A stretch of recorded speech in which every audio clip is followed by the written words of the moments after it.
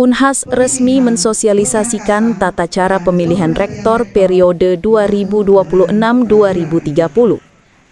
Majelis Wali Amanat Universitas Hasanuddin secara resmi meluncurkan dan mensosialisasikan tata cara pemilihan rektor Unhas periode 2026-2030 pada Senin 4 Agustus 2025.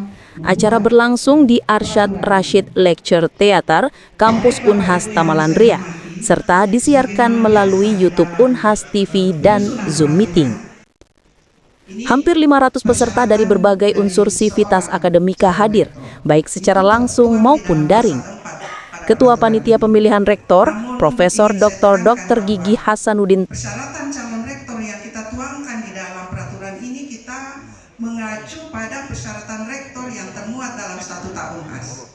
Statuta Unhas itu kita bisa lihat kalau Bapak Ibu buka bisa di pasal 26, di mana di dalamnya ada memuat 19 kriteria.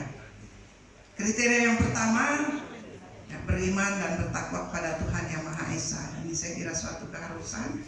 Lalu kemudian warga negara Indonesia. Sepertinya.